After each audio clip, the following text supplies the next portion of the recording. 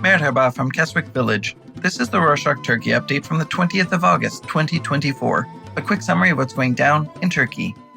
On Friday the 16th, a major wildfire in Izmir's Karşıyaka district destroyed 17 houses, led to the evacuation of over 100 others, and damaged an animal shelter in the area. Reportedly, a group who went on a picnic started the fire. Authorities revealed that over 100 people received treatment in the hospital. The fire lasted for 2 days. On the same day, 72 other wildfires broke out across the country. Luckily, most of them were under control by the morning. Reports indicate that the fires were accidental, but the high number of incidents raises concerns, as the rich might be trying to build a hotel in the forest land, which are restricted areas with no construction warrants.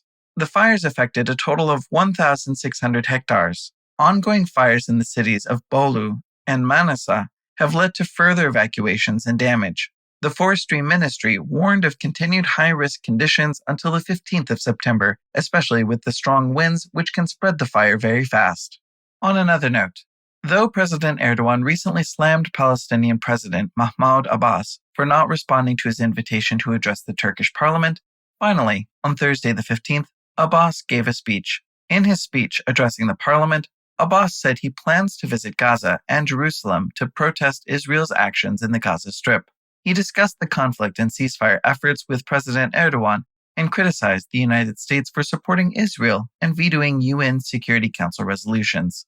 He called for legal action against Israel for war crimes and violations of international law. Still on international relations, on Thursday the 15th, after 2 days of talks between Turkey and Iraq, the Turkish foreign minister announced that the two countries signed a memorandum of understanding on military, security, and counterterrorism cooperation. This follows ongoing tensions over Turkey's cross-border operations against the Kurdistan Workers' Party militants in northern Iraq, which Iraq views as sovereignty violations. Relations have improved since President Erdogan's visit to Baghdad last year. The agreement includes a joint security coordination center in Baghdad and a training and cooperation center in Bashika. The agreement also allows Iraqi citizens under 15 and over 50 to visit Turkey visa-free. Some slammed the decision, arguing that this visa relaxation might be used as a pretext by Western countries to further restrict Turkish citizens' travel. There were also concerns about the timing and rationale behind this visa policy, which suggested a political maneuver. Speaking of visa-free travel, in Turkey, civil servants who have worked for a certain amount of time and have reached a certain level within their jobs earn the right to a green passport. The green passport is a special Turkish document that permits visa-free travel to the Schengen area in Europe. Now, many other professions want to get a hold of these passports. On Saturday the 17th, the number of proposed bills in Parliament for this increased to 19. These proposals, from various parties, aim to extend green passports to pharmacists, journalists, truck drivers, local mayors, accountants, judges, disabled employees, among others. If accepted, this could add at least 800,000 new green passport holders on top of the current 1.2 million. However, the Foreign and Interior Ministries warned that European countries might impose visas on green passport holders in response. In some unpleasant news, on Friday the 16th, the Parliament held an extraordinary session during its summer recess to discuss the parliamentary status of the jailed former deputy, Can Atalay. The Parliament Speaker called the meeting after opposition parties demanded it. Atalay was convicted in 2022 for allegedly organizing the 2013 Gezi Park protests. He remains in jail despite the Constitutional Court's ruling against his imprisonment. He became an MP in the 2023 parliamentary elections while he was in prison. However, despite gaining parliamentary immunity, authorities refused to release him.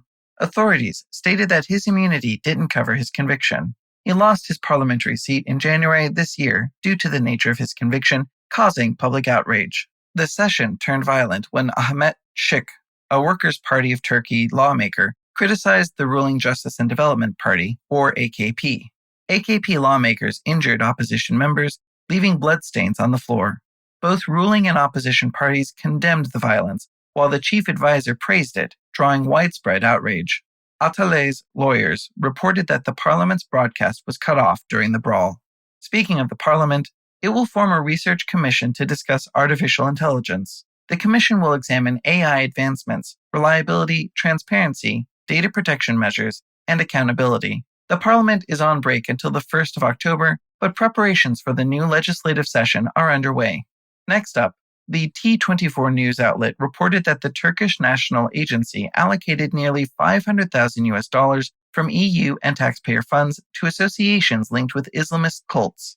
The agency, operating under the Ministry of EU Affairs, manages and implements EU education and youth programs in Turkey. Major recipients include the Turkish Youth and Education Service Foundation and the Turkish Youth Foundation, both led by President Erdogan's children. They both received over $100,000. The Ensar Foundation, known for a 2018 abuse case, also received funds. The government giving funds to such organizations is an unspoken fact in the country. There is criticism over the funding of these organizations, saying that taxpayer money should benefit the public rather than enrich specific groups. In other news, on Friday the 16th, President Erdogan announced significant changes in senior positions. He reassigned police chiefs in 23 provinces, replaced gendarmerie commanders, and promoted several generals and Coast Guard commanders. He also appointed new rectors to 13 universities, including the Middle East Technical University and the Istanbul Technical University. Erdogan might be strengthening his influence by creating a new circle of trusted officials within the government.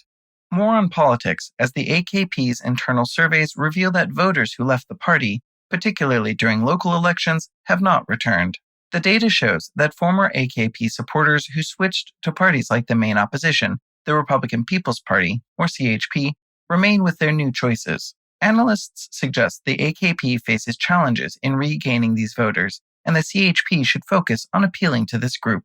In some environmental news, the state-run Anadolu agency reported that air pollution in Istanbul rose by 14% in the first 7 months of 2024 compared with the same period last year. Professor Hüseyin Toros, a meteorological engineer, said that increased vehicle traffic was the main cause. He urged citizens to use public transportation to reduce emissions. Moving on, Anagold, the mining company linked to a fatal landslide in the Erzincan earlier this year, has laid off 187 workers, citing financial difficulties. The company had previously provided assurances against mass layoffs. However, following the February disaster, which killed 9 workers, authorities revoked the mine's environmental permits, possibly leading to financial hardships. The company stated that the layoffs were unavoidable. Still, a lawyer for the Independent Mine Labor Union criticized the move, suggesting the company targeted workers near retirement or with disciplinary records. And to close this edition, on Thursday the 15th, the Health Ministry confirmed there are no cases of monkeypox in the country and stated that there's no immediate alarm. The World Health Organization declared a global public health emergency for monkeypox on Wednesday the 14th. The recent outbreak, originating in the Democratic Republic of Congo, has caused at least 500 deaths and is raising concerns due to a new virus variant. The Turkish ministry is closely monitoring the situation with its scientific committee. Mpox is transmitted through rodents or close contact with an infected person. The disease causes symptoms like high fever and skin blisters. And that's it for this week. Thank you for joining us. Before we leave, did you know that if you're listening to us on Spotify, you can leave comments or questions in the episode? There's a comment box right there. The comments are private by default, and we won't publish them. If you want us to get back to you, share your email so we can contact you back. We'd love to hear from you. Put something in there. Go crazy. Hoşça kalın.